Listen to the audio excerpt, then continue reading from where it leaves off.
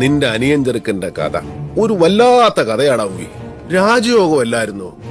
മുന്നിൽ വിരിച്ചിട്ട പട്ടുപരവതാനി കൂടെ നടന്നു ചെന്ന് നസ്രാണിപ്പടയുടെ പുതിയ ഇടയന്റെ ചെങ്കോലും കിരീടവും ഏറ്റുവാങ്ങാൻ നിന്ന ചെറുക്കന്റെ വയറ്റിലല്ലയോ ഒരു പിച്ചാത്തി കയറി 4 തിരിയങ്ങ് തിരിഞ്ഞത്. അത് ആര് ചെയ്തു എന്ന് പറഞ്ഞ് തൊലക്കാടാ ഇവിടെ. തൊലക്കാടാ, അതിനല്ലേ ഞാൻ ഇറങ്ങി പുറപ്പെട്ടിരിക്കുന്നേ.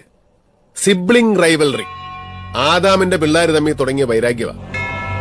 MC പോളിന്റെ മോനെ MC പോളിന്റെ ബദ്ധശത്രു തമ്പാനെ കൂട്ടുപിടിച്ചൊരു പോലീസ് ഉദ്യോഗസ്ഥനെ വിലക്കെടുത്ത് അവൻ വഴി പരോളിലിറങ്ങി ഒരു ക്രിമിനലിനെ വാടകയ്ക്കെടുത്ത് ബെന്നി പോളെന്ന നാളത്തെ നേതാവിനെ കൊല്ലാൻ മാത്രം ചങ്കുറപ്പ് നിന്നെ കൊണ്ടെന്നറിഞ്ഞപ്പോ എന്റെ പൊന്ന് സേവിച്ച ഞാൻ അറിയാവുന്ന അടങ്ങി.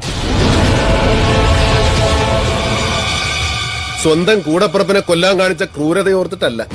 എന്റെ മുന്നു കർത്താവേ, ഇവനാണല്ലോ മലങ്കര പാർട്ടിയുടെ തലപ്പത്ത് കയറിയിരുന്ന് ഈ നാടിനെ സേവിക്കാൻ പോകുന്നതല്ലോ എന്ന് ഓർത്തിട്ടാ. സ്വന്തം അനിയൻ ചത്താലേ തനിക്കൊരു രാഷ്ട്രീയ ഭാവിയുള്ളൂ എന്ന തിരിച്ചറിവിന്റെ കാര്യത്തിൽ നീ MC പോളിന്റെ മോൻ തന്നെ.